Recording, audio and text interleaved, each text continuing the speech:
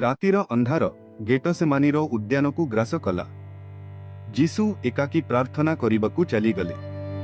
तांको मुह चिंता एवं दुखरे परिपूर्ण थिला, कारण से जानिथिले जे तांकर समय आसी जाइछि। से कहिले, पिता, जदि संभव हुए तेबे एही पानपात्र मोठारु दूर हेउ, किंतु मो इच्छा नुहे, किंतु तुम्भर इच्छा सफल हेउ। हठात सैन्य मानकर एक दल मशाल धरी सेठारे पहुंचिले। शिष्य मानक मध्यरु जिहुदा नामक जने शिष्य सेमानक आगे आगे जाउथिला। से जीसुंकु चुंबन देई तांकु स्वीकार कले। सैन्य माने जीसुंकु बंदी कले। तथापि जीसु शांत रहिले एवं कहिले, तुमे कौन खंडा एवं ठेंगा धरी मोते धरिबाकु आसिछ, जेपरि मु चोर।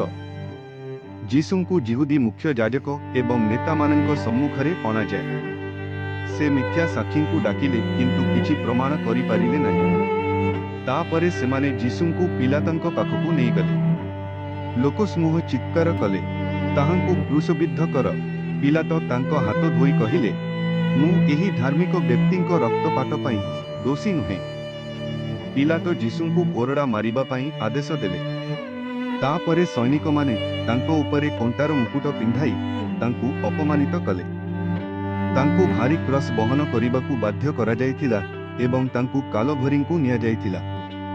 रास्तारे से अनेक थर पड़ीगले एवं सिमोन नामक जने व्यक्ति तांकु तांको क्रूस बोहिबारे साहाय्य कले।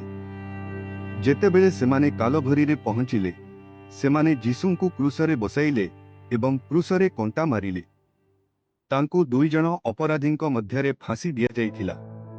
लोकमाने हसुथिले, किंतु जीसु कहिले, पिता, सेमानंकु क्षमा कर, कारण सेमाने कौन करूछंती ताहा जानंती नहीं। मध्याह्नरु 3टा पर्यंत सारा देश अंधारे घोड़ाई रहिला।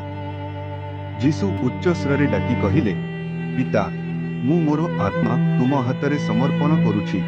एवं तापरे से तांकर आत्मा त्याग कले। तापरे मंदिरर परदा चिरीगला और पृथ्वी थरिला। आरिमाथियार जोसेफ नामक जने धार्मिक व्यक्ति जीसुंक शरीर मागिले। सेमाने तांकु कपड़ारे गुड़ाई पथर कबरे रखिले। समाधिर प्रवेश द्वार आड़कु एक बड़ पथर गड़ाई दिया जाइथिला।